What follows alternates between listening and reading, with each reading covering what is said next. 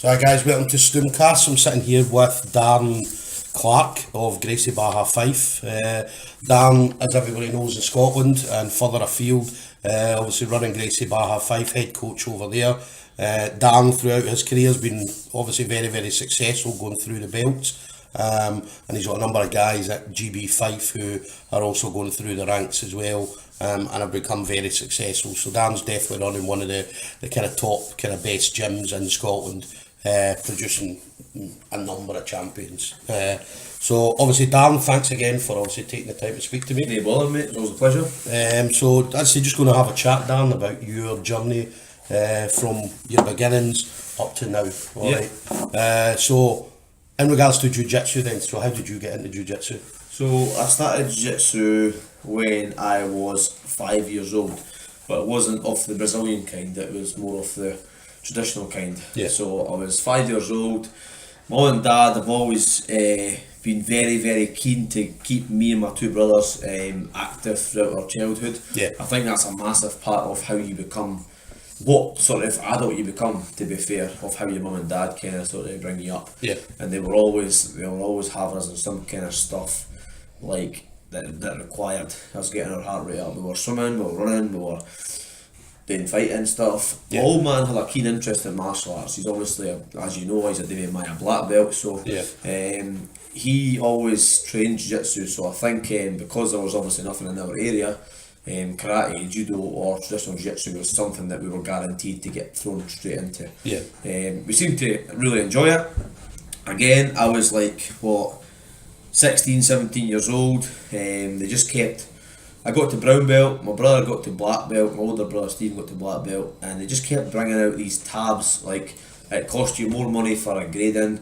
And I was like, oh, no bother, one tab, do I get my black belt? And then it was like, oh, we bring out another tab and it costs you this much, and then you got to get your license renewed and stuff.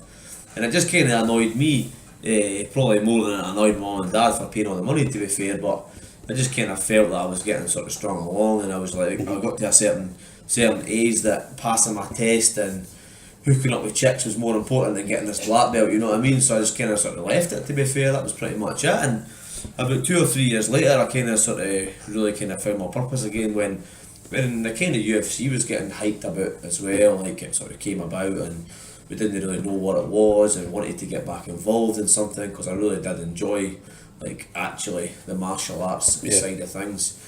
And then that's when we came about kind of starting our own club. Really, that was it. Like, it wasn't a thing like we woke up one day and says, let's start a club and teach people. It was just 3 or 4 guys, like three of me, my brother and a couple of mates. We paid £3 to hire a hall, so we paid £3 each, so it was like whatever it was, to hire a hall in a local community centre. We rolled out some mats, we put some boxing gloves on, and we had a spar, and it was mainly kind of MMA sort of stuff that we were getting ourselves into. And the grappling side of things, we were a little bit more versed in grappling, so we spent about half an hour sort of teaching guys this and teaching guys that, and then it really just snowballed from there. Ken, people were like, oh man, you seem to like have really good fun at that thing you're doing, Ken, can I come along? And if you want to come along and do it. And then we went to hire a hall twice a week from a Thai boxing gym. So we were in the Thai boxing gym twice a week, and then numbers grew and the popularity started to really sort of spike up in the area. Like I said, there was no actual real coaches to actually go to, especially for BJJ. Yeah. So it was just basically down to us. My old man was offshore. He had been training with Chen Morais down in London at the Buddha Kwai for many, many years. He was always travelling back and forward. And I know that he was always travelling back and forward on Freeze as well. Not so much with me, but with Stephen, because he was a little bit older.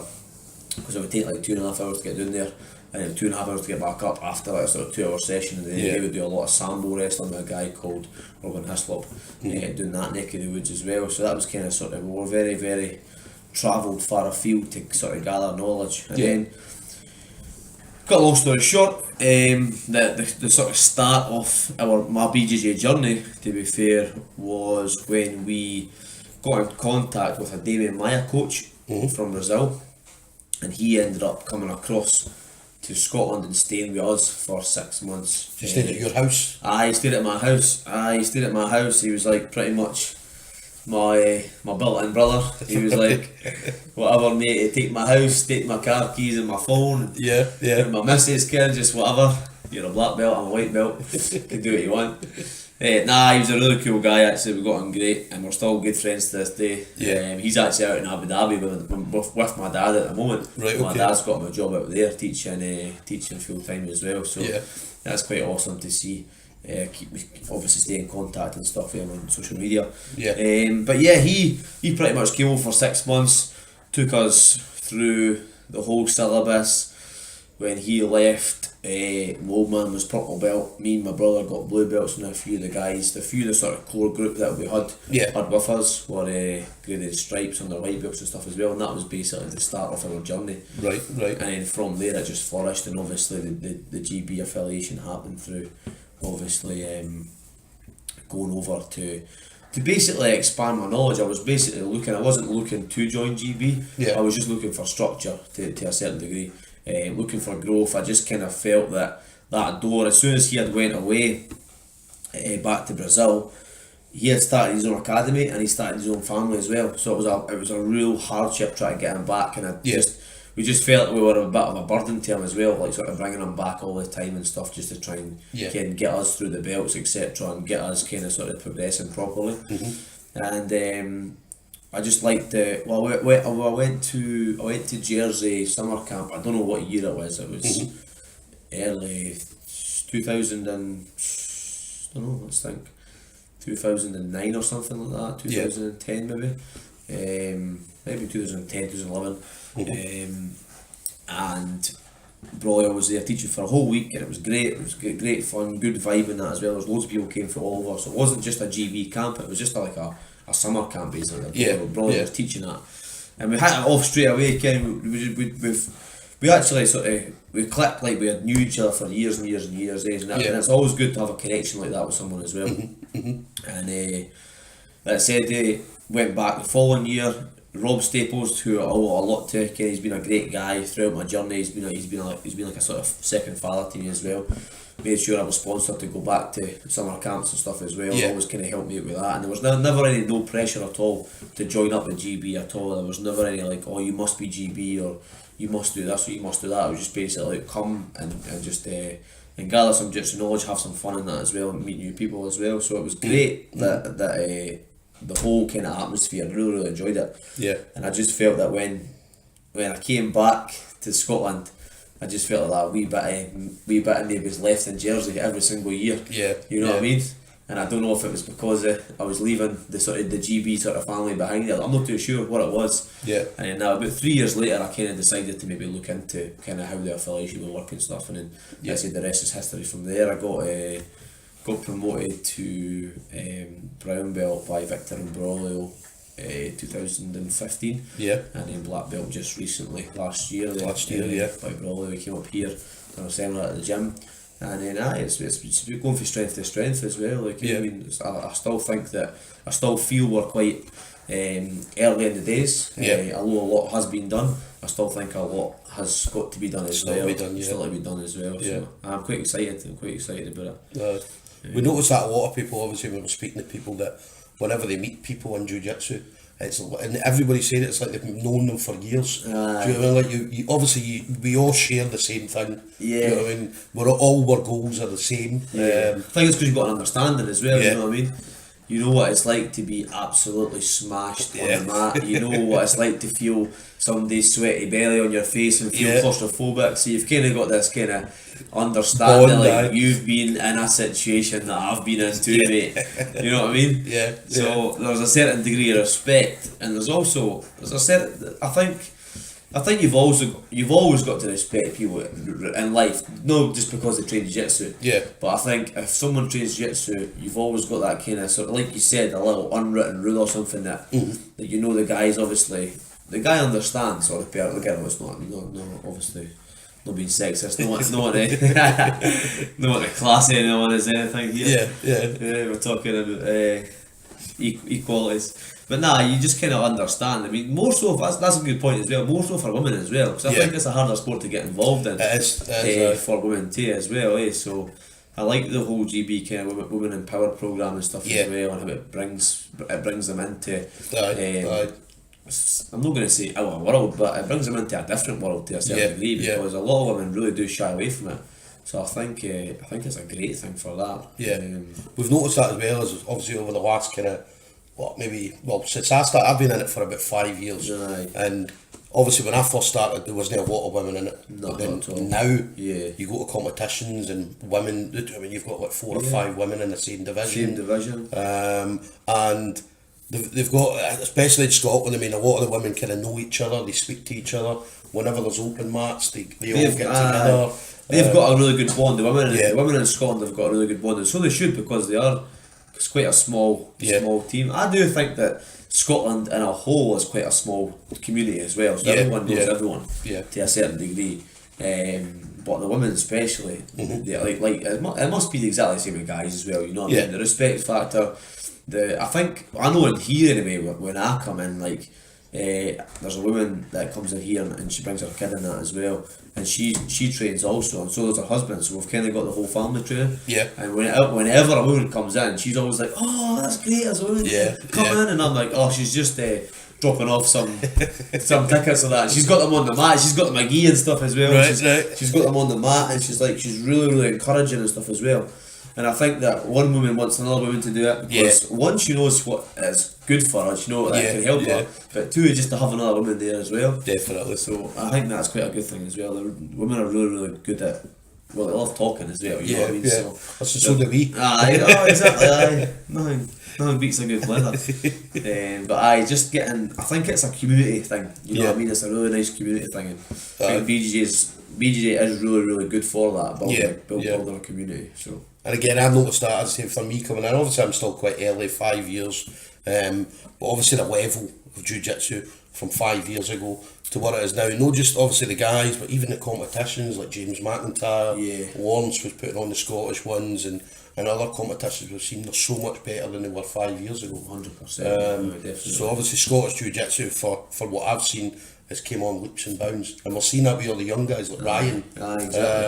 We've got boys like Ryan come through. Ryan's now a purple belt and absolutely smashing it. So I know. I was just going through old photos actually the other day, and there's a picture there, and there's one of my guys that's a white belt that's now a blue belt. There's one of my guys who's a blue belt that's now a purple belt. And there's one of my guys who is a blue belt who's now a purple belt. And there's another guy, white belt to blue belt, and Ryan was a white belt and he is now purple belt. So he has went super fast through the ranks to a certain degree and achieved so much in such a short space of time, which is pretty good. And he's actually down in Naga today, actually competing the first time as a purple belt.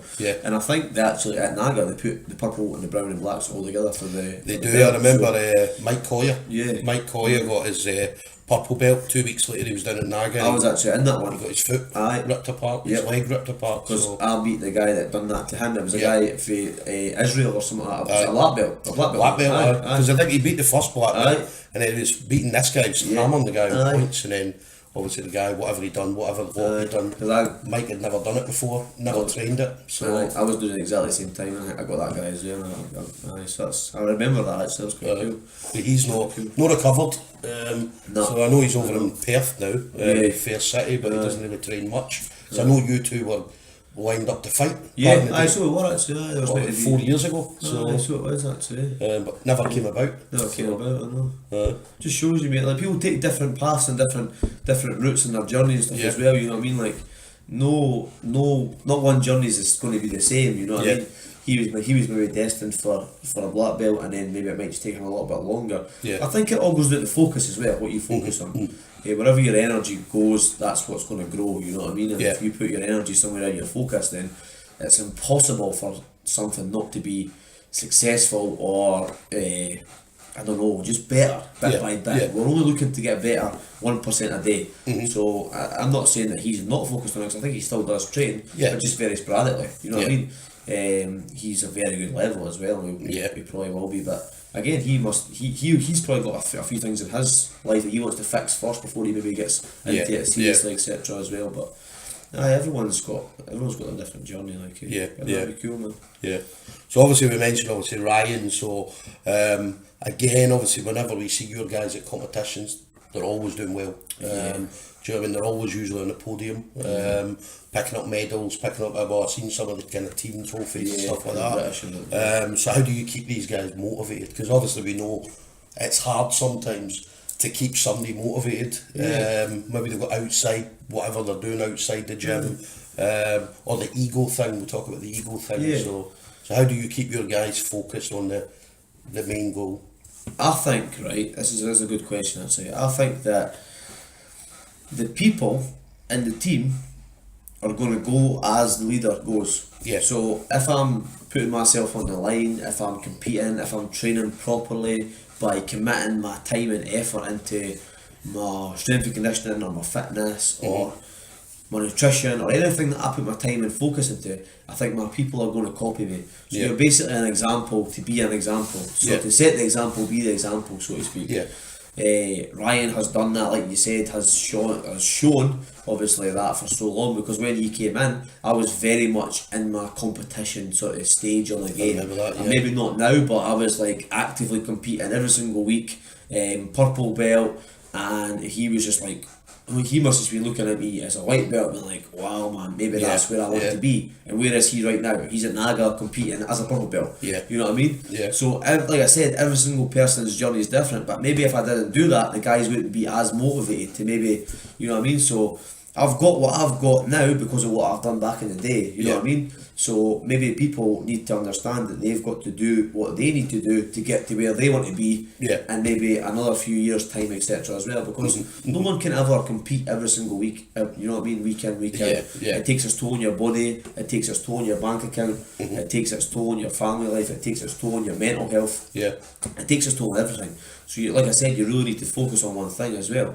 And I've pretty much, like, I'm pretty happy with what I accomplished as well, you know what I mean? Like, I've got so much more to accomplish, but like I says to you, I've had some of my hardest matches in Scotland. You know what I mean? A lot of people talk about IBGF titles and double golds and this gold and that gold and this title and whatever. And I mean, I've been British champion numerous times, been Scottish champion numerous times, open weights and my categories, but I've never actually been to European or Worlds and actually medalled at that sort of stage as well. Which for me, I was just kind of weighing up the cost, mate, to be fair. Like, it's expensive, it's expensive. Is it where I really want to be? You know what I mean? Like, I want to be a champion in life. I didn't want to be a champion on the mat. Like, I like jiu-jitsu for what it does for me mentally, and I like what it does for me physically.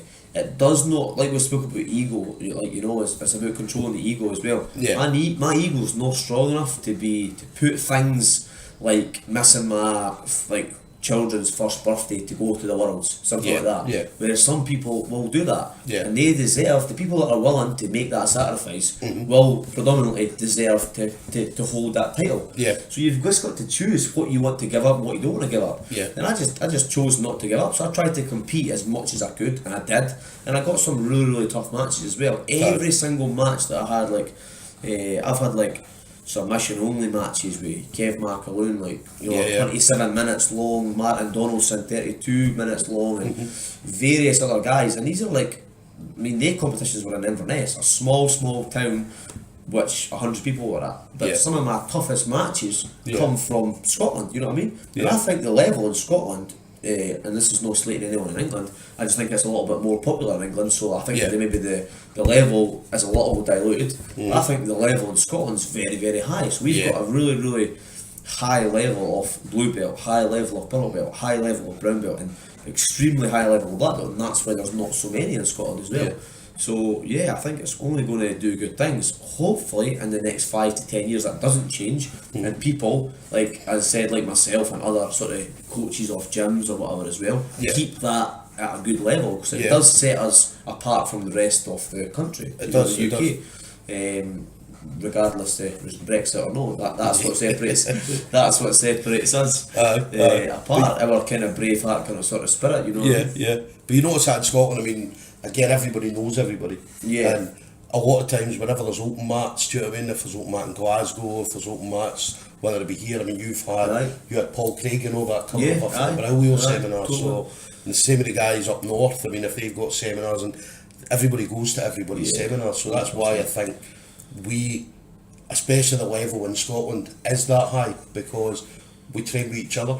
We don't train with each other every day, right? 100%. Maybe once every couple of months. Do you know That's what I a mean? really good point, actually. I mean, like, if guys in Scotland weren't open, right, to letting people come into their gyms to train with their coaches, then I wouldn't be the level I am today. Because I went to something like 70 odd seminars in the course of like something like 5 or 6 years, mate. There wasn't a seminar in Scotland that I wasn't at. You know what I mean? Like, I think I got refused one seminar. I think it was like, oh, sorry, mate, it's closed house, or it's like fully booked or something.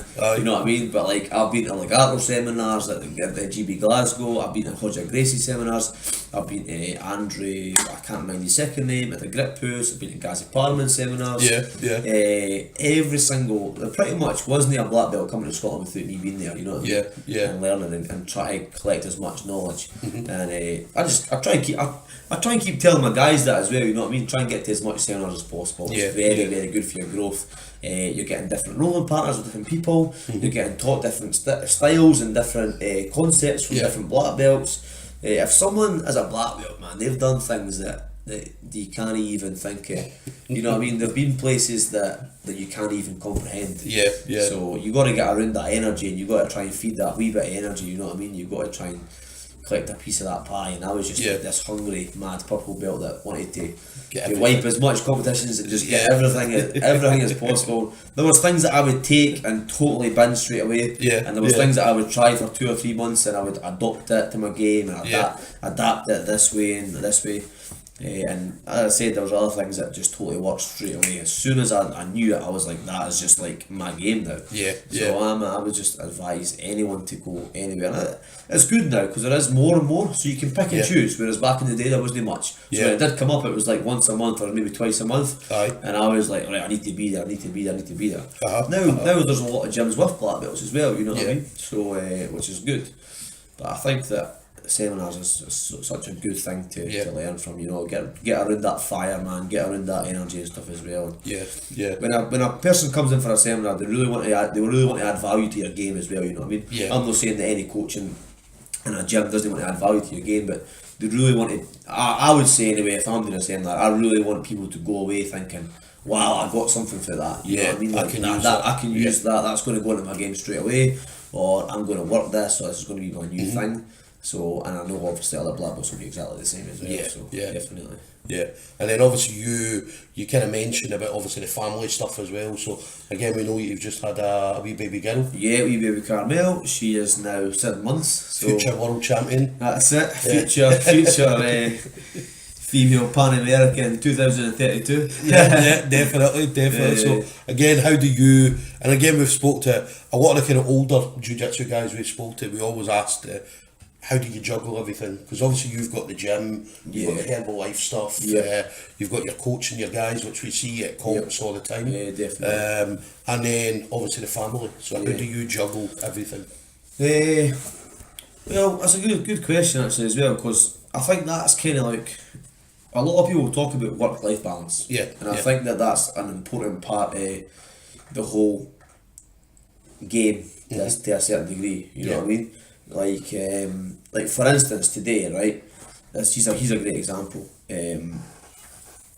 Today I taught a seminar in Perth, and I came down here, done PTs that I meant to do tomorrow. So two PTs today, done them, and then on the podcast with you, right? Because and everybody doesn't know Saturday's your day off. Saturday's my day off. So Saturday's my family day off. But there is times that obviously you have to move things about. And I'm taking Claire out for a meal tonight, so I'm going to be away. I'm going down to train for this Stevie Ray fight down south for a week. So I really want to try and prepare the best I possibly can. I mean, it's no light task that is. So I'm going down, meeting the guys at Warrington tomorrow. Training session there, there's a big training day down there with Braulio, Legato, Victor, and all the other black belts for GB as well coming along, so it's going to be good. Me and a couple of guys in the gym are going doing it, and then we're staying down there for a whole week till Friday, come back up, and should hopefully be prepared could be. That'll be a good camp. I mean, Braulio, Victor, Legato. And I'm going to Neil Simpkins, I'm going to Oliver Lovells, I'm going to loads of other guys as well, so it's going to be good, mate. Graham Finnehan as well. So pretty much how I get the balance is, I've just got good people around me as well. You know what I mean? Like I think if you're a good person, then you're going to have good people around you. As well. Like I've got good coaches. I've got good coaches that are in the gym now as well. It doesn't take 2 minutes to. It doesn't take 2 minutes to have that. It takes a long time as well. It takes a long time to put trust in someone. You know what I mean? Trust and loyalty is a big thing to me. It's major. And obviously with Carmel, Claire's off on maternity at the minute. She took the full year off, which is quite good. Obviously, like if we're doing someone with Herbalife and that as well, like she can do stuff like that as well around. Obviously Carmel, but she looks after Carmel pretty much like full time, and I just get to see her a couple of hours during the week, and then Saturday, like I said, Saturday's my day, and that's pretty much like Daddy's day with her. And then Sunday we've got Matt, and then the rest of the day's mine as well. So a couple of days at the weekend, and I think that's me kind of getting the balance. I know it might not be like this forever. Hopefully it will get easier and stuff as well. But right now, I just feel that I've got a duty to the team. The team's in a very good growth spurt at the minute. They are, a lot of good guys coming through. Just promoted brown belt and 3 purple and 4 purple belts recently, and a team of blue belts as well. So it's absolutely mad. Still got so much more to go this year as well. Like it's going to be crazy. So I just think that the team really need me in the mix at the minute, you know what I mean? It's as much as possible.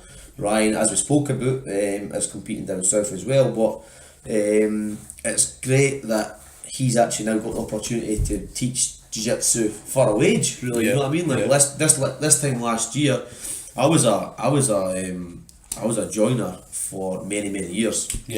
And I didn't hate it as much. Hate's probably a bad word, but I just knew that I wanted to do something different. That was your calling, it wasn't really my purpose, to be fair.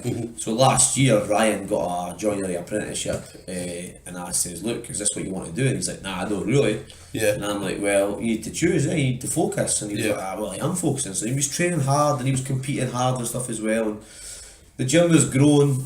You can only really go with the numbers that you've got, and the gym was kind of growing at the time, and it was like, we kind of needed a separation from advanced classes to sort of fundamental classes and kind of sort of introduction classes and stuff as well. Simple as that. So I kind of put Ryan in charge of that, and he does the kids and stuff as well.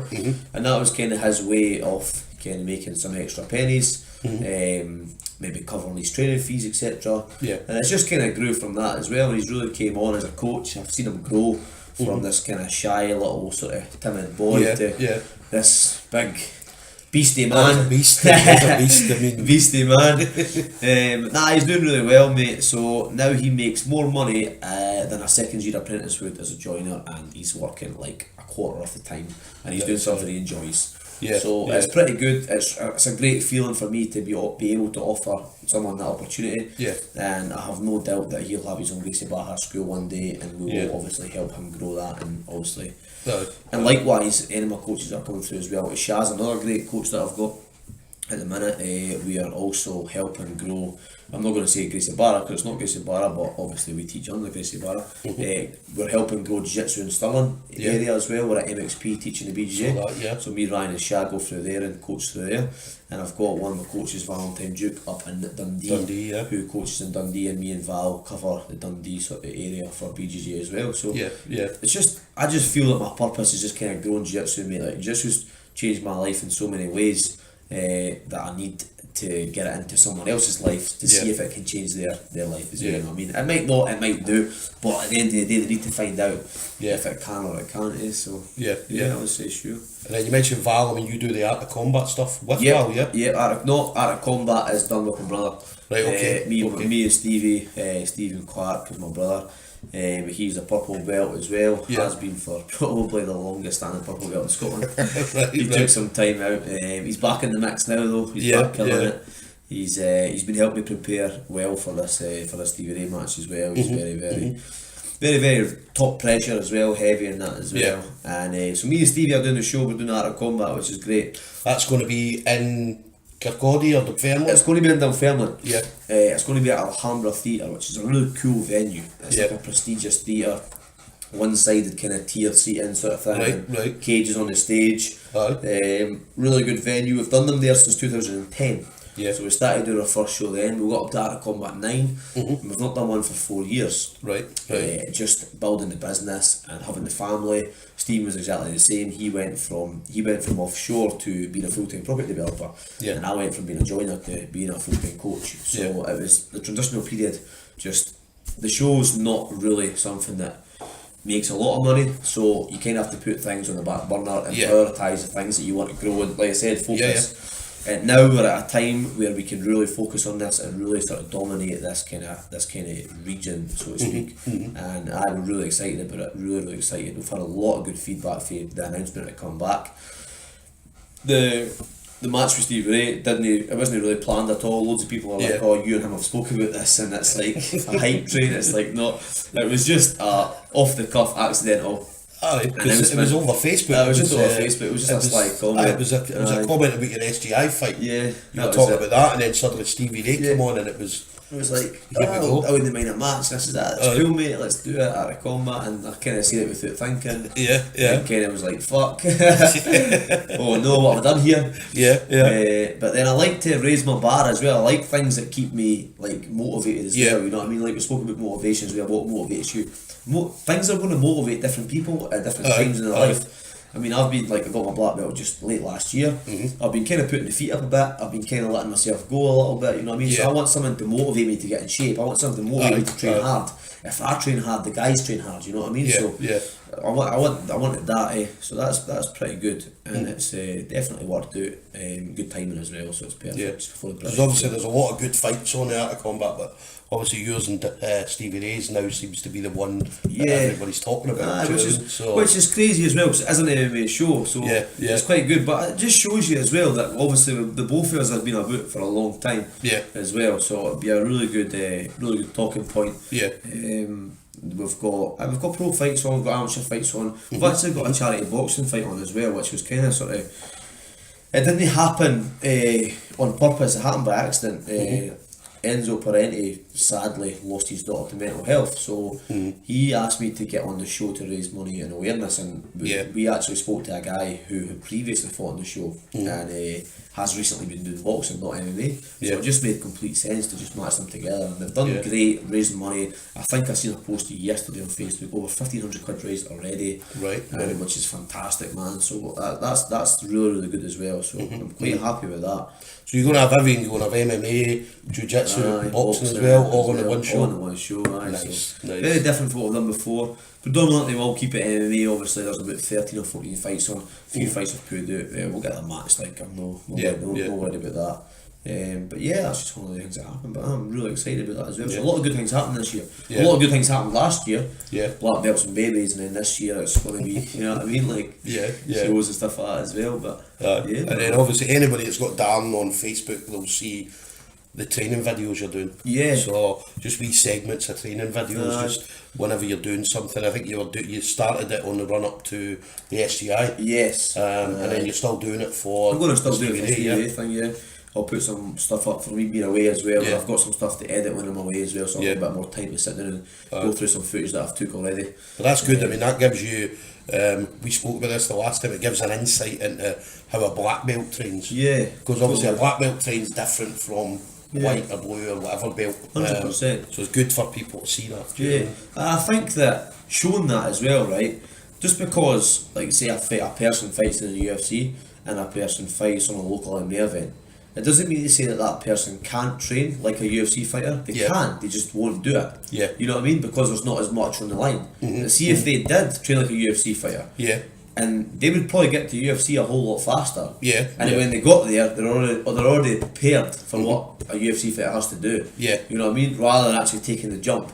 And something that I'm finding, I wouldn't say difficult, I'm actually finding it enjoyable, really, to be fair, is strength and conditioning. I've never really done much of it to a certain degree. I've only really sort of dipped my toe in, really. This time I've actually put a camp together for like doing weights and doing like conditioning and heart rate recovery and all that sort of stuff as well. And I'm going to continue that throughout my training after this as well. So I'll be working with a guy, Adam from Enhanced Sport Performance, which is great. He's very, very specific to fighters and what they need as well. So all the workouts that we're doing and stuff as well isn't just like on a spin bike and just and smashing some circuits out. It's like, right, ballistic this or plyo this or whatever. Yeah. So he knows to the T what I'm doing.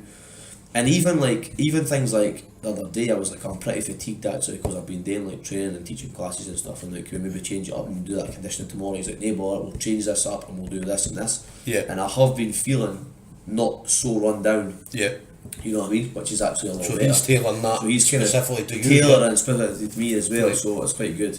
But like I said, just because I'm training as a black belt doesn't mean to say guys can't train that way, because if they trained like a black belt then they've got a chance of beating a black belt. Yeah. Like I don't teach my guys, right? I don't teach my white belts techniques to beat blue belts, and then when they get to blue belt I don't teach them to beat purple belts. Yeah. I teach them to beat black belts every single time. Yeah. But it takes longer to get to that stage. Mm-hmm. But I know that when they get to blue belt, they're still getting taught the same technique to beat the black belt, and then when they get to purple belt, they're still getting taught the same technique to beat the black belt. Repetition, So they're still just repeating that technique. They're getting more time in. We're not changing the sequence. We're not changing the layout, etc. It's just a bit more repetition. Yeah. That's it. So I think that's probably the best way to kind of sort of describe. And I'm going to talk about in the training videos and stuff as well what I've been doing, nutrition wise. I'm going to talk about like sort of recovery wise, and training like techniques and stuff as well. How I specifically maybe game plan etc. for this as well. So maybe do something like that afterwards, after the fight. But nah, I'm quite enjoying that sort of aspect of it as well, to be fair. We did, I mean, we've seen it, obviously anybody who was at STI saw your fight with Eric, saw, do you know what I mean, the difference in movement and stuff like that, do you know what I mean, you were very comfortable throughout the whole fight, very, very comfortable, do you know what I mean, and obviously that was through the training that you're doing. Yeah, aye, definitely. I didn't feel, I felt my cardio was really kind of sort of, it wasn't peaking at the time, but it was definitely up there. Yeah. Like you said, he's been a black belt for a long time, so I had to go places that I felt comfortable, because if he put me in an uncomfortable situation, it could have got worse and worse and worse and snowballed out of control. And then especially when you're going with guys at that kind of level, it's different. Gravy, mate. Like you didn't want to give them an inch. You know what I mean? I know what it's like giving Broyle an inch, and that's just messing about. You know what I mean? Imagine if you wanted to turn it up on me. So in a competitive match, you always want to start to stay ahead of the game, and I just think that conditioning is a massive overlooked factor. And I'm saying that from a personal point of view, because I think I overlooked it to a certain degree as well. Like, for this comp down south, I'm just going to roll hard, you know what I mean? I think you need to work on every single aspect of the game, especially as and when you dive deep into more kind of athletic, serious, full-time kind of like competitions. If you're messing about like as a white belt or stuff as well, have fun with it. Don't make it. Don't make, if it doesn't pay you like a job, don't make it a job. You know what I mean? Like have fun with it. Don't try and take it too seriously, because what I'll end up doing is I'll end up annoying you and you'll end up leaving it. So you better. And we see that a lot. I mean, we see guys leaving all the time. Do you know what I mean? So blue belts, purple belts. Do you know what I mean? Maybe they turn it up in their own mindset. Maybe they turn it up their own mind far too soon. And they shouldn't have done that. Maybe they should have just like I said, just a little bit of consistency. You're 2 or 3 times a week. You're just kind of still having fun. Let yourself know if you do. If you can see yourself doing this for the rest of your life, then you can put 100% into it and you can never stop.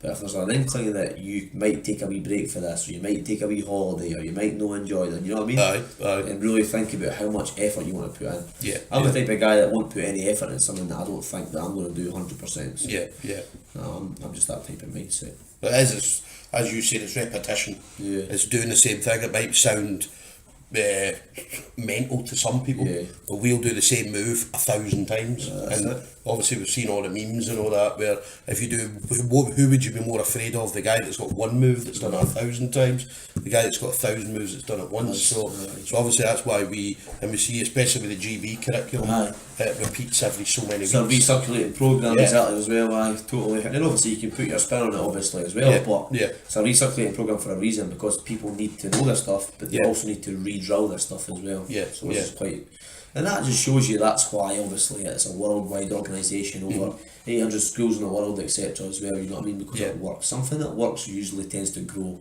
quite profusely as well. So it's definitely helped us as well.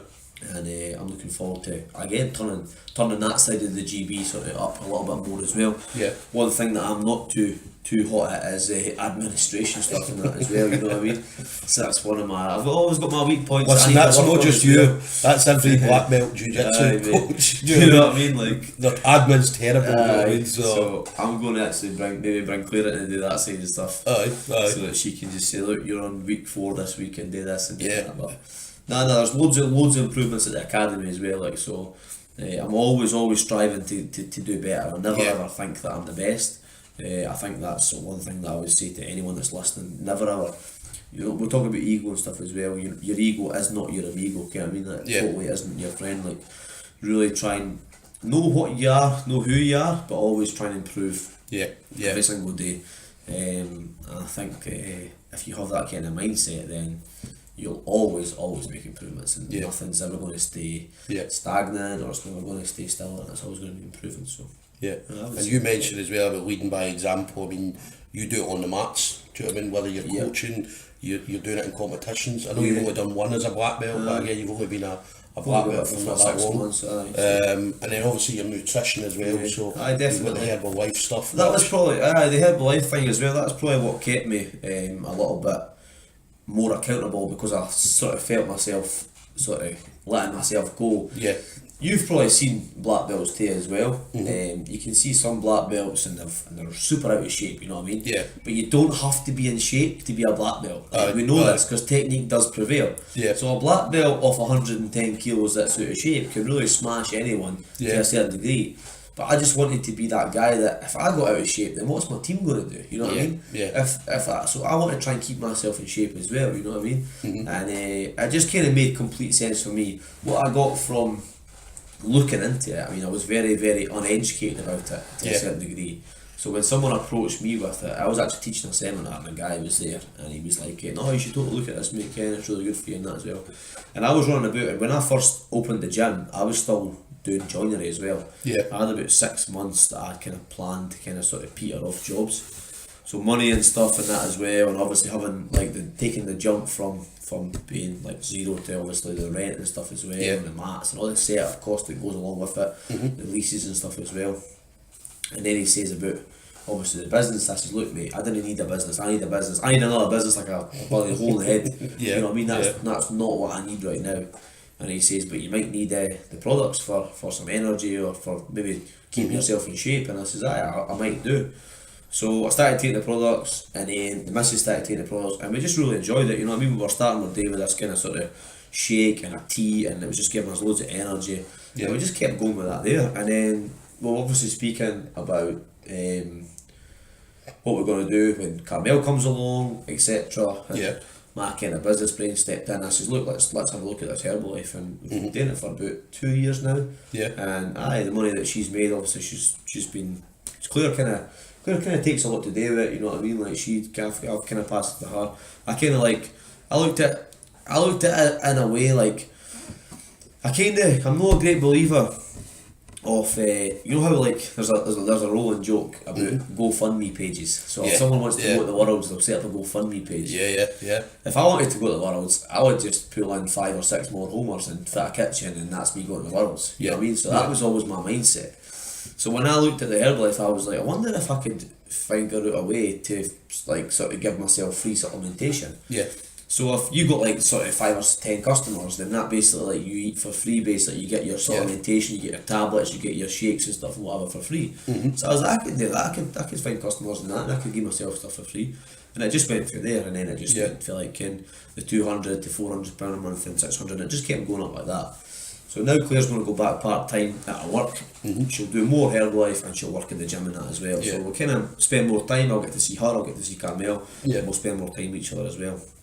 And I think it's good because when you've got a gym, you're also helping not just people losing weight, because people lose weight naturally with jiu-jitsu. You know yourself, we've spoken about it, and you've used Herbalife before and got a great result as well, you know what I mean? So you know the products are great, but also if you're willing to do the work, then anything is going to work. You know what I mean? It's when people start putting takeaways and that down their neck, and they're drinking beer like it's going to fashion and stuff as well. they're just setting up bad habits for themselves. I just think that if you just set yourself good habits and just live within a set amount of guidelines. I mean, I'm not the type of guy that wants to count his macros or his calories or anything like that. I just want to know what's going in and what kind of is going out. And if I just keep myself in that kind of barrier, and I might trickle over it one day for a bad weekend, then I know I'm going to fall back into the good zone the next week of training and eating good as well. So I think that just kind of sort of helped me out as well. And Claire's been going to the gym and stuff as well. After having Carmel, getting herself back in shape, and she's loving it. And the business side of things does a lot of personal development. There's a lot of mindset and stuff as well, you know what I mean? You're probably not the first person to hear that Herbalife's a pyramid scheme and you're scamming if blah blah blah. That's all about successful. All the nasty words. Yeah, I mean, if you're successful, then people are going to hate on it. Aye, definitely, 100%. I always tell the Wayne that whenever she goes in, she gets a new pair of trainers, she'll wear them to school, and somebody will say, "Oh, somebody's got something to say about it." But you're like, that's jealousy. Simple as that. It's very natural. It's just an adult. I think anyway, it's like an adult's jealousy. So, like you said, if the kid went into school and your trainers, "Oh, your dad's a drug dealer," or whatever, you know what I mean? Just complete hate because you have something that they have. You know what I mean? And I think that's exactly what happens with that as well. I'm willing to do something that other people aren't willing to do. You know what I mean? I'm willing to put something on the line that people aren't willing to do. I don't care for people's opinions, to be fair. People's opinions do not pay my bills. People's opinions do not put food in my baby's mouth. Simple as that. I know that I've got integrity, I know I've got passion for what I do, and I know that I want to help people. Simple as that. So that's all I need to know. I don't need to know about other people's opinions of me. They can make their own opinions of me, and they can make their own opinions themselves. I just think that anyone with an opinion in a negative fashion is probably doing worse than you're doing. I would say so. You know what I mean? There's no one ever in this life going to be successful and ever hate on someone else. Because if they're successful, they've done some things to get to that success that requires getting hated on. So they would never ever spill that back on someone else. And I think they're the type of people I want to be around. You know what I mean? I don't want to have time for anyone who's negative or that as well. And like I say, I always try and put a positive vibe wherever I go, or if I'm on my social media or something like that as well. I'll put positive stuff up as well, because I think there's too much negativity in the world. It gets kind of drowned out because it's so easy to be negative than it is to be positive, you know what I mean? I think it's gay and cheesy to be positive, but it's so cool. I think people think they're cool when they're negative about something, you know what I mean? They think they're righteous or they've got some kind of sort of hierarchy in the world when they're negative, but they're not. They're actually having a bad impact on someone's life, to be fair. That's all I think about it. There's an underlying issue inside their own mind that's wrong, but again, it's not really my problem, it's their problem. I'm happy doing what I'm doing, mate. Like to be fair, like I'm 100% happy. Like it comes with stress and it strains and stuff as well, and blah blah blah. I'm not going to go into that. That's a different podcast. But definitely. But no, you are. I mean, anybody again that's got Darren on Facebook, they'll always see your videos that you do when you're driving along the road in the car, or you're in the gym, or you're doing whatever. And again, everything you put across is positive. There's never anything negative. I think the only video I've seen that wasn't really negative, it was about the somebody got foot walked or something in the gym. It wasn't really negative, it was just you saying, look, to protect my guys, I'm not doing it anymore. But every video is always a positive video. So definitely. It's always a wee bit of fun and a wee bit of hilarity in that as well. I think sometimes people have got too much serious stuff going on in their life as well, you know. Everyone's got bills to pay, everyone's got jobs to go to. So you've got to have a wee bit of fun in that as well. I think I've had so many messages for some people, like if I have done a video that's maybe hit somebody in the right way, you know what I mean? Like, even just simple stuff like going to the gym, like, oh, I seen your video about really like suffering for that session, but you done it anyway and you felt better. They're like, I went to the gym because of that, and that's like a 10-second video on Instagram. You know what I mean? But they went to the gym because of that, so kind of it's motivated them in some kind of positive way to go and do something. You know what I mean? What if they went to the gym that day and they met their husband, like to future be life or something, and that completely changed their life? Because if they never seen that video and they never went to that gym and never met that person, they could potentially be on maybe a suicide door a year later because of the journey that it takes them down as well. So you never ever know what cards you're going to get dealt and when you're going to get them dealt. So I just think that if you plant good seeds, man, only good trees can grow if you plant good seeds. and we're going to see at the comps, because obviously and again we spoke about this the last time, Yeah. every time there's a Scottish comp, the one professor or coach that's always there is you. Yeah. Do you know what I mean? You're always there, and we kind of laughed about it. You're coaching like 2 mats at the same time. Well, put my gear on. So, Get on the mat. so we'll still see you at the comps, future comps coming Yeah, up. aye man, all the time. I'll always be at the comps. I love the atmosphere. You know what I mean? Yeah. I'm actually down south next week, and there's a comp in Edinburgh on the 20th. Yeah. And it's my day with Carmel, and Yeah. Claire's got something planned. I think she's out for her friend's birthday, so I'm taking Carmel through the comp with me. That's simple as that. So okay. it's going to be. I might not be there all day, but I'll be Yeah. there. You know what I mean? Yeah. I'll definitely be there calling some of my guys. And like I said, I've got a big enough team now as well that the guys can be cornered by other coaches. I saw Ryan cornering a few people as well, corners so- and stuff as well. So. Yeah. And again, we spoke about this the last time as well. I don't think sometimes it could be a bad thing, maybe in their corner, because maybe I put too much pressure on the guys, Aye. or maybe they rely on you too much. Yeah. So they're relying on what you say. So if you're not there, they're pretty much sitting there waiting for your instruction. Or you want to show off to the coach. So Simple as that that. coach, look at I this, know. I've got this choke. And then they end up messing it up and getting choked. And I'm like, oh, what? Aye. 50 burpees. But nah, so I just enjoy being there, you know what I mean?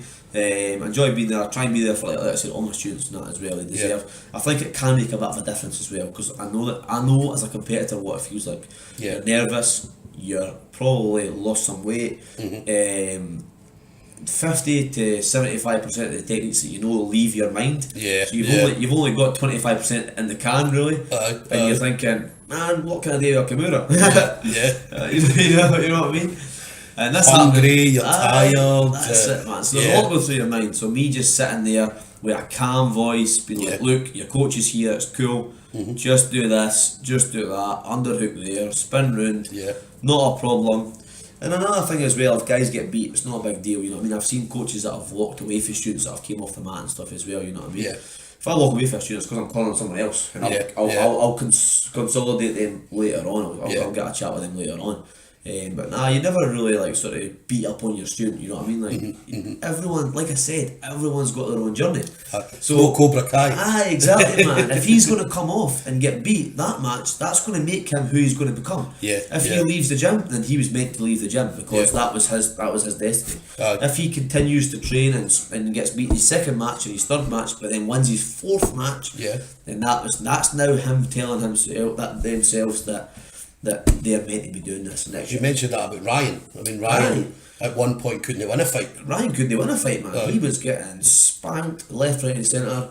He was like, man, he was getting beat all the time. He was collecting up bronzes like they were going out of fashion. Yeah. And just a bit of resilience, a bit of adjustment, a bit of this and a bit of that. And cracking away, man. It was different. Different gravy. And as soon as he got his first gold, it was like Pringles. Yes. Once you pop, you can't stop. It was just bang, bang, bang. Yeah. So he just bounced between silvers and gold. He was just always on the top spot all the time. Yeah. So it was really good as well. But you need to find your calling. You know, you need to find that. And a lot of people don't allow themselves to get to that point. They get beat before that point. You know what I mean? And as I say, it makes or breaks you. You know what I mean? Like competition, and you don't have to compete as well to find out who you are. Yeah. Like I've got a lot of guys in here that didn't even compete, so like you don't even know half my guys that are absolute killers. You know what I mean? Because they don't compete. Yeah. And they might do or they might not, but at the end of the day, they're still enjoying training and still getting better at jiu-jitsu. So it's improving their life in some way or another. So who am I to judge? You know what I mean? Like I'm not going to say you have to compete and stuff as well. Like. I mean, one day that people might turn around, it might not be until purple belt, brown belt, or whatever, even black belt. They turn around and say, "Well, do you know what? I want to do it now." Aye. Do you know what I mean? And then fair play to them. Well, the thing is, right, with me as well, like we're speaking about, there's a guy called Felipe Acosta who never got a major tournament win until black belt. Yeah. So he was like white belt, second place, bronze, whatever. Yeah. Blue belt, the same, purple, brown, and then he got his black belt and he got gold, and he just tears it up every single competition. You play with the Europeans, absolutely crazy, man. And that really inspired me, you know what I mean? And I went to the Europeans and I trained with him and we competed like together and we were like warming up together. And I got beat my first match by Oliver Lavelle, which is funny because I'm going to he's helping me prepare for this match, so I'm going to train with him. And he just kind of inspired me, and that's kind of what brought me to the decision of I don't have to be at these big tournaments. Yeah, Because yeah. it doesn't really matter nothing to me. I know I'm going to be a black belt one day, Yeah. but when I am a black belt, I want to then go to these tournaments and medal. Yeah. So now my goals have changed. I want to start getting my IBGF medals. I want to start going to the Europeans every Yeah. year. I want to start gathering my points. I want to start going to the Pan Americans. I want to start going to all these major tournaments. But I Yeah. need to build a business and a life Definitely, that can do it first, you know what I mean? And then what does it do? It inspires my guys and stuff as well to do the same. Yeah. So I feel that I've got a lot of years left in me yet, and jiu-jitsu is something you can do for so many years as well that you don't have to. There's no time scale on it, to be fair. No, you can go on forever, yeah. Exactly. Like we're speaking about that guy. The older guy, yeah. What's his name again? Pena. Is it Pena? No, Henrique. We were talking about this. When we were saying about that guy that he competes at the Europeans every year. 60-year-old. 62-year-old, and yeah. he goes in the adults division. And he's solid And as he's well. ripped up to death, Do you know what I man. mean? And I seen him at blue belt, mate, and I was Yeah. like, I want to be that guy.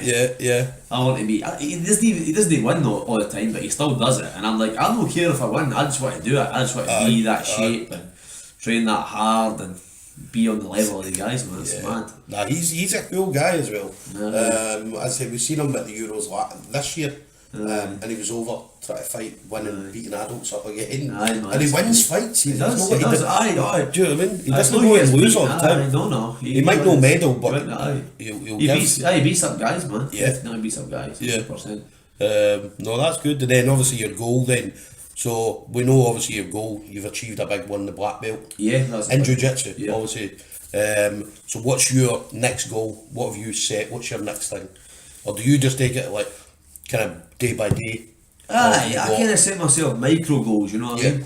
Like, for instance, competitions, so to speak, right? So I've got this one coming up at Art of Combat in a couple of weeks' time. So that's going to be, my focus is going to be on this goal. Once I achieve that, I've got the next goal, which is right at the back of that in the British Open. Yeah. So my first British Open at black belt, always try and compete straight away after a new belt. So I got my purple belt, competed 4 months later, I got a bronze at the British, a purple belt, brown belt, I got it 5 months later I competed at the British and got adult lightweight brown belt in first place. Missed the second year, and the third year I got it again, brown belt, then got obviously the black belt. So I just want to try and micro goals really, goals. I've got a few goals on the outside that I need to complete as well, away from jiu-jitsu, you know what I mean? I've got things going on in my personal life that I want to complete. I'm building a house at the minute, so I need to try and get that completed. So that'll be another goal. Right. Finish. I want a nice car, so there's another goal. So like just wee things like that. I would just say sort of everyday normal goals that people like aspire to have as well. I've got them as well. But in jiu-jitsu, I don't know, just get better every day, mate. Like I think if my goal is to achieve something like be the best black belt, then I know that I'm never going to be that. But if my goal is to get better every single day, then every single day I'm hitting goals. So if I say to you, right, how do you feel when you achieve a goal? You'll be like, oh, I'm buzzing, ear to ear, smiling. Definitely. So if my goal is to get better by 1% every single day, I'm buzzing and happy every single day. So then I've completed. You think it's better to set micro goals? Because you know, I've had some coaches say to me, Stuart, the main goal's the black belt. But then I'm like, well, wait a minute, I'm a blue belt now, so I've got purple, brown, then black. So do you think it's better at setting micro goals because it makes it more achievable for you? Your vision, right, is black belt. So that's your vision, so that's where you look. But your goal is purple belt. So then when you get purple belt, your goal's in brown belt. But your vision still stays on black belt. So I think that it's done through your subconscious mind. So your subconscious mind, your actual goal is black belt, but let's call that vision. Because if you say that as your goal and you get to purple belt, you actually feel disheartened. Because you're still 2 steps away from your belt. You know what I mean? So why the hell should you feel disheartened about getting a purple belt? You should be buzzing about that. So that's kind of why you want to set micro goals all the time. Because every single step of the way, you're just 1 step closer to where you need to be. And if you've got this complete vision, so like for instance, I never thought about having an academy until I was purple belt. So the vision was then black belt academy, you know what I mean? So brown belt, full-time academy, now black belt, blah blah blah, and it just keeps going through there. You know what I mean? And that's it. So you kind of got to have this subconscious vision of what you want to achieve, like where do you see your life? You know what I mean? Loads of people like ask you at school as well, where do you see your life in 10 years time? Where do you see this? And I think people underestimate what they can do in 10 years, but they overestimate what they can do in 1 year. Yeah. So because you're overestimating what you can do in 1 year, you tend to give up. You tend to go, I thought I would get a blue belt in a year. Yeah. I'm not doing this jiu-jitsu, I'm going to go to karate. Yeah. Or I thought I'd get a pro belt within this time frame. I'm not doing this anymore. Yeah. I thought I'd get a black belt. You know what I mean? Because I think that you need to have this whole kind of sort of 10-year vision plan. And I think in about 8 years, 7 or 8, then start readjusting the next 10 years from when you hit that 10-year spot. And then just keep going with that. So just keep your vision board good and your micro goals hitting every single day, mate. Every single day, every single week, every single month, I'm hitting goals. I'm hitting new goals. Like I'm hitting body fat percentages down. I'm hitting like squat is better, so my squat's up 20 kilos in 2 weeks. There's another goal that I never even like wanted to hit it out. I never set a goal to say I want my squat to get better. I set a goal, I want to get in the best condition of my life first day. So in that goal, I've got a better squat now, I've got a better this, I've got a better that in my conditioning. My cardio's better, this is better. You know what I mean?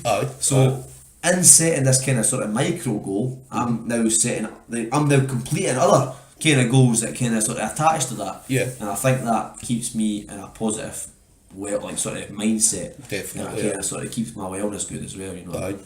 And then obviously contacting you guys. So obviously, I'd say that's the first time I've been up to the gym. So I showed you around in cracking layout. I mean, they've got 2 mat areas. The upstairs a bigger one. Obviously the downstairs are, as you said, a little bit more personal. You get maybe a few people enrolling at the same time. You've obviously got the bit we're sitting in at the moment is your Claire's Herbalife stuff. All here for obviously and it's like a kind of meeting area. I've got a sort of wee sort of meeting area and that as well. Parents and stuff can sit in here, so the kids can like get to their class quite peacefully without the parents looking in on them as well. And it gives them time to chill and chat to other parents and stuff as well. So it's great. Right out the way. It's right next to the reception area. So that is great. We do like let's say we do samples here and like the products and stuff as well. Like taste some stuff and whatever. And just meetings with the team and stuff as well. Team meetings and anything. We've got a seminar going on. We'll have like food and stuff down here. So it's like very very multifunctional. It's a great wee bit as well. It's a very when I come in, I mean, we were chatting away. I mean, this is when you were saying about parents will be in here, or people will be in the reception. There's people, so it's very very family. You can feel it when you walk in. That people can be in every single room. Every single room, it's perfect. The gym gets used like pretty much every single night of the week. It's just really busy all the time. It's basically like a hub, and like I said, I showed you downstairs. Just got that completed. Just kind of like my vision, like I said to you, my vision's always been that. I've done upstairs completely different because it's just how the layout was. But downstairs was smaller, so it was cheaper to do the work. Obviously, it was half the price for half the mats. So it was like half the matted space. So it's perfect. I got my signs up and stuff as well. I got my underfloor heating. I always wanted underfloor heating, under mat heating. So in the gym, because one problem that everyone's going to know about in Scotland is cold gyms. Cold feet. So rolling on that, or warming up on that, or stretching on that, it's just a complete game changer, mate. And like I said, it's a small area. A few people had messaged me on that after I put some stuff on Facebook, like how much that cost. It didn't cost that much, to be fair. Like I say, I'm a joiner, so I can do a lot of stuff myself. It's a very good handy trade to have. But I think it's a very good thing to have. Especially good. I mean, I stood on it and I was brilliant. And I was only on it for a couple of minutes. So I'll be hitting Marcos up when I go back and say, Marcos, you need this. It's just going to cost him a lot of money because he's got a big bit of mat space to fill up. But nah, mate, it is a really good thing. Like, for a small area like that, we do all our morning classes there. And our lunchtime classes there as well, because it's a small area. And it's cosy.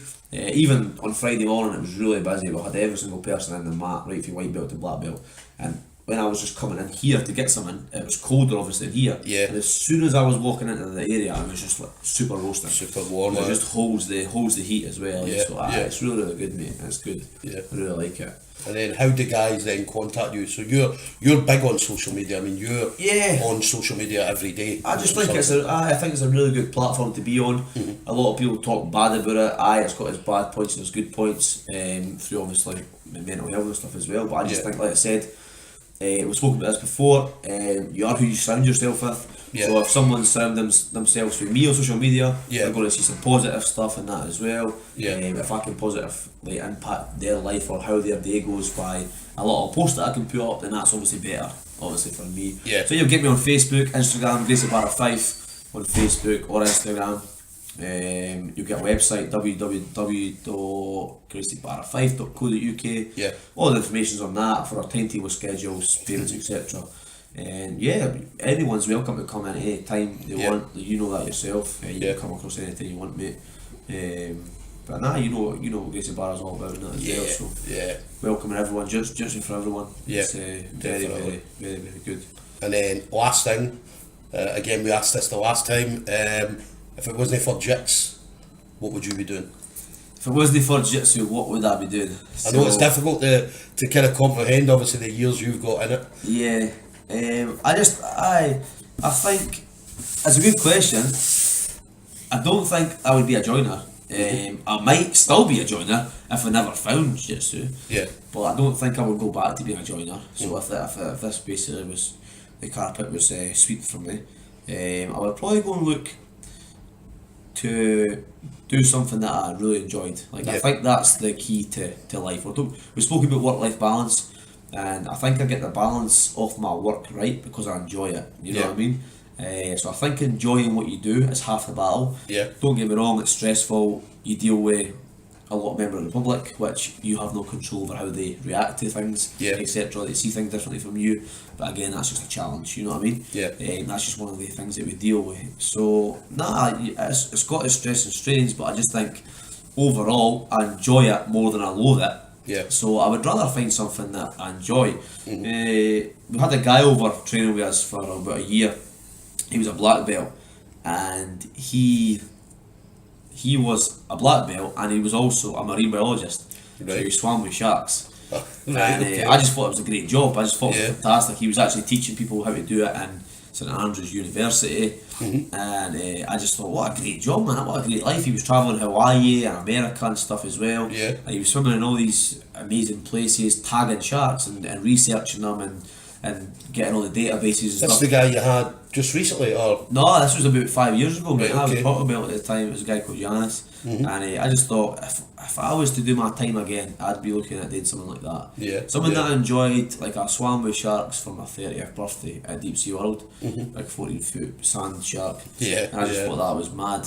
And I just thought if I could do that as a job and get paid, can't you get paid? Yeah, you get good money for Oh, yeah. being a marine biologist. Yeah. So you get good money and you get a chance to travel and train at different academies and stuff as well as a black belt, and I just thought that would probably be the way I would go, like something like that anyway. Again, limited to my family life, etc. Yeah, But something yeah. that I enjoy, you know what I mean? I Definitely. would try and do something that I enjoy. I just think that that's what I'm doing now. I'm doing things that I enjoy. I enjoy doing the jam. I enjoy doing the shows. I enjoy doing the things that I do. So I'm just going to continue to do that and keep obviously trying to help others do the same. I just think there's more to life than going to work and paying bills and dying. Yeah, definitely. You know what I mean? Even if you're not making that much money, as long as you're happy or Yeah, to yeah. a certain degree. Yeah. Um, No, that's perfect, Dan. Listen, thank you very much for that. Awesome, dude. So, obviously, Dan's going out tonight. Aye. In fact, Dan's going out in 10 minutes. but obviously going out for a meal with the wife because he changed up the working days. Aye, that's it. So, I'll be there. but hopefully you have a good night, good meal. Aye, I will do. Aye. Nice time to relax and chill. Yeah. Let my body rest. Definitely. Straight back into hard training tomorrow. Aye. Probably rest tomorrow night, and then next week's going to be killer week. Next week's going to be absolutely, Aye, yeah. so I'm going to put some stuff on social media and that as well. Yeah. I'll probably use Instagram story quite a lot now as well. So I think I can put just like quick Yeah. snippets up on that as well. Because you don't want to show too much because Stevie Ray's on your Facebook. Ah, exactly. Do you know what I mean? So, He's watching Instagram as well, so he knows what I'm up to. yeah, yeah, But nah, it's going to be good, mate. It's going to be good. yeah. And I'm looking forward to the match. I'm looking forward to the future. To be fair, I've got a lot of good things planned for the future as well. Yeah. This wasn't one thing that was planned. It just sort of happened. But Aye. I just take life as it comes. Eh? Yeah, but this is not an overnight thing. I mean, No, not at all. we spoke about this. I Aye. mean, you've been working with this for years. Yeah, this has been grafted for 12 plus years, you know yeah. what I mean? So it's not an overnight success, and like we said before, like you need to have a good team around you as well. I mean, I've had guys that have come and gone, you know what I mean, like Yeah. through the years. but the people that stick around and show loyalty and stuff as well, you know what I mean? It's really, really good to have a solid sort of team, because nothing of greatness can be done by one person, you know what I mean? You need to have good people around you and that as well. So I think it's nothing's an overnight success, as much as people might like to think it is, or I hate the word lucky, because people say, oh, he got lucky, or he got in at the right time, etc. There's no right time on anything. It's just he worked harder than you, and that was it. Simple as that. Just deal with it. I think the sooner you accept that, the better. So, you definitely worked hard. I mean, I've known you for a good few years, and as I said, you were in the old place before this one. And then obviously came over, and you done what I'm seeing here. You done most of this yourself. Yeah, done all the work myself, pretty much. So, as I said, it's not been an overnight success. You've definitely grafted over the years. You've had, as you said, going from working with 3 or 4 guys to obviously having now probably one of the most successful gyms in Scotland in regards to competitors and things like that. So definitely more to come for you guys. I would say so, mate. I'm really excited about that as well. Cheers for coming over, man. Much appreciated. Yeah, no, listen, thank you very much. So guys, Professor Dan Clark, thanks again for having us over. Awesome, dude. Alright, cheers, my man. So guys, that was Darren Clark, a Professor Darren Clark out of GB Fife. Absolutely fantastic to get an insight from Darren. Obviously been a black belt for I think about 6 months now, but obviously a long time martial artist. Obviously coming up through the ranks, white, blue, all the way right through to black. Darren again mentioned a couple of good things, talking about goals rather than setting big goals, set micro goals. Obviously black belts, as he said, is the vision.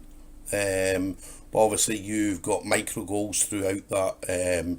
As he was saying, you might want to hit a certain squat or deadlifts or anything that you want to do. You want to hit a kimura or armbar, triangle. These are all micro goals, and then obviously your vision is your black belt.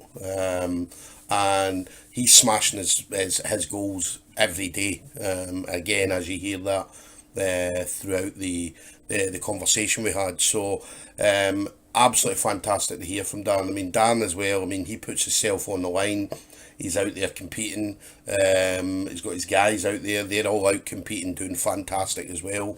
Really, really good team coming out of GB Fife. And everybody, the way jiu-jitsu should be, I mean, everybody's in it for everybody else. Everybody's helping each other to get better at jiu-jitsu, or if they're in a comp, helping them to win a fight, win a medal. So fantastic team, and his gym as well. I mean, obviously we had a wonder about the gym beforehand, and the gym's looking fantastic, looking very, very fresh.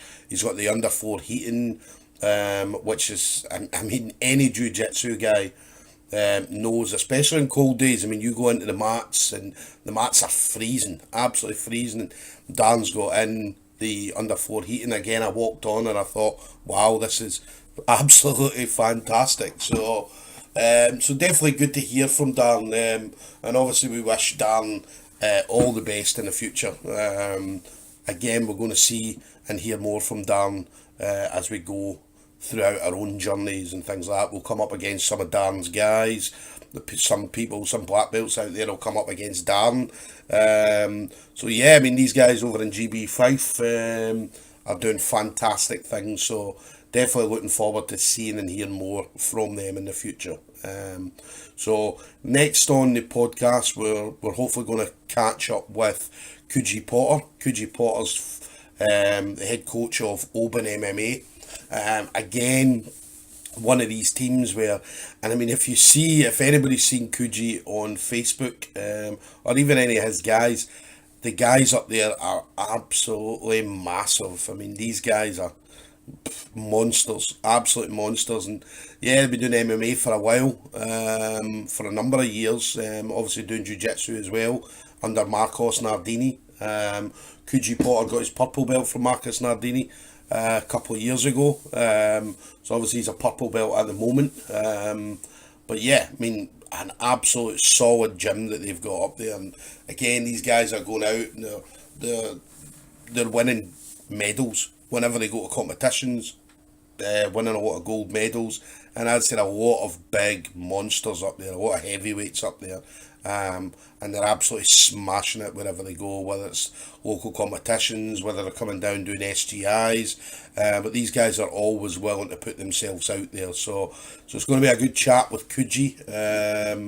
So yeah, listen guys, thanks for listening to this episode, and we'll see you on the next one.